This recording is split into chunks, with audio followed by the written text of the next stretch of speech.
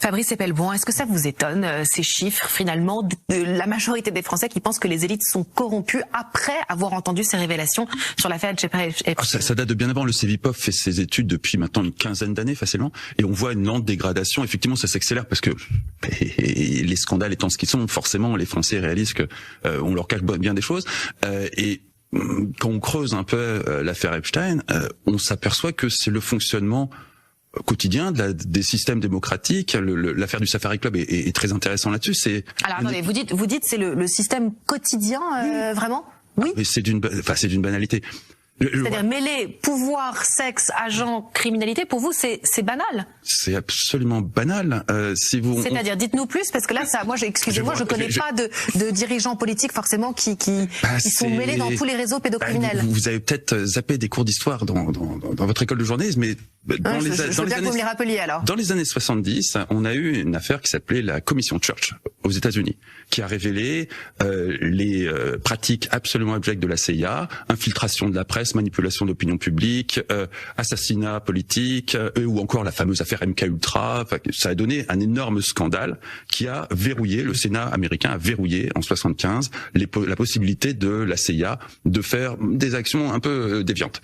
Le résultat, c'est qu'Henry Kissinger, qui était le grand Sherpa de la diplomatie américaine à l'époque, a réuni la France et les monarchies du Golfe pour continuer les actions de lutte contre les soviétiques et le communisme, notamment sur l'Afrique et le Moyen-Orient. Ça a donné ce qu'on a appelé Safari Club. Se sont joints à cette alliance entre les Saoudiens et les Français les services de l'Iran, du Shah, les services de l'Égypte de Sadat et les services marocains de Hassan II, et tout ce petit monde, des années durant, a orchestré les bases œuvres de la guerre froide du camp occidental sur deux continents, le Moyen-Orient et l'Afrique. Donc pour vous, c'est pas cette affaire Epstein, finalement, c'est dans la lignée des choses, ça ne vous étonne pas? Epstein, dans l'histoire, était, entre son passage à Bernstein et le moment où il est devenu indépendant, était l'un des grands magiciens de la finance de l'époque pour déplacer des fonds occultes, ce qui à l'époque n'était pas quelque chose que les services de renseignement maîtrisaient, c'est pour ça qu'il apportait des compétences précieuses. Et puis il avait une compétence clé qu'il mettait en avant dès sa première entreprise à sa sortie de Bernstein, qui était récupérer les fonds cachés par des dictateurs de façon à récupérer des produits financiers. On trouve même les traces de cette activité sur les fonds de Muammar Kadhafi en Libye, où il échangeait dans les emails qui ont été récemment mis sur la place publique, des intentions avec un partenaire d'affaires pour récupérer les avoirs de la Libye et avoir des commissions de l'ordre de $1 milliard là-dessus. Donc l'origine de sa fortune est plutôt liée à ça qu'à...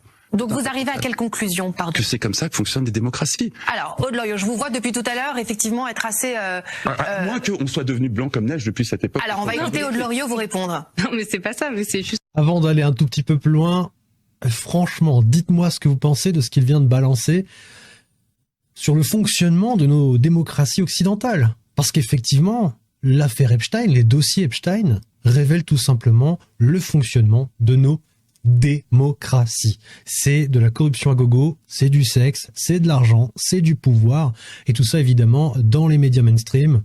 On va essayer de l'étouffer en racontant, en enrobant un petit peu cette histoire, mais surtout en évitant de rentrer dans le cœur du problème, c'est-à-dire les intrications entre toutes ces personnes qui décident finalement pour nous et qui manipulent le monde entier pour s'enrichir, pour avoir toujours plus de pouvoir, etc., etc., etc. Dites-moi dans l'espace des commentaires, parce que ce que balance Fabrice Epelboin sur ce plateau, pour moi, c'est littéralement du feu. Hein. Surtout que c'était en direct. Je me pince les lèvres depuis tout à l'heure pour éviter de mettre sur pause, mais vraiment, j'insiste sur le fait que c'était en direct.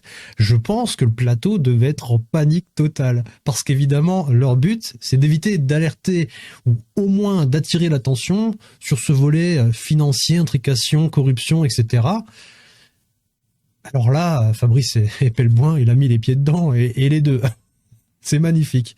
Et du coup, je pense que la présentatrice, que je ne connais pas, moi je regarde pas spécifiquement BFM TV, à part de temps en temps quand je passe dessus par malheur, je connais pas cette présentatrice, mais j'avoue qu'elle joue un petit peu la cruche, et quand il lui balance la punchline, je devrais peut-être vous apprendre quelques cours de journalisme, ou du moins vous avez dû rater quelques cours, et qu'elle lui dit « rappelez-les-moi », je pense sincèrement qu'elle doit regretter ce qu'elle a dit à ce moment-là. Bref, Continuons, c'est jouissif. Juste, là, on parle aussi de pédocriminalité. Mais on s'en fout, c'est un détail. Mais c'est pas un détail du tout. On ne peut pas dire ça sur un plateau de télévision. C'est pas un détail, la pédocriminalité. C'est pas du tout un détail. Géopolitique de ce que ça révèle. Excusez-moi, des dizaines et des milliers de victimes dont on retire le passeport et qui sont violées, c'est pas un détail de l'histoire. Si, c'est un arbre qui cache la forêt. Alors, le réel problème qui pose problème aux démocraties, c'est le fonctionnement interne dans lequel ces filles sont juste une façon de faire du business. À l'époque du Safari Club, les jeunes filles étaient dans l'apanage du fameux Adnan Khashoggi, l'oncle de Jamal Khashoggi, qui était le grand chef d'orchestre de tout ça et qui donnait des fêtes prestigieuses. Bon. Alors, effectivement, pour les Français qui vous écoutent, Raphaël Grabi, on a l'impression qu'effectivement tout ça fait partie d'un grand système et déjà que les Français ont tendance à être un peu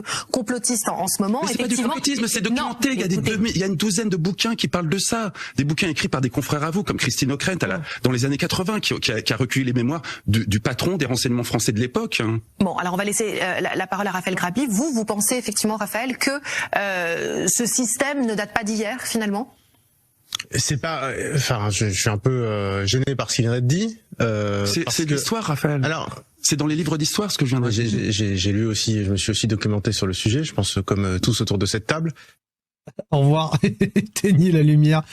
Fin du film.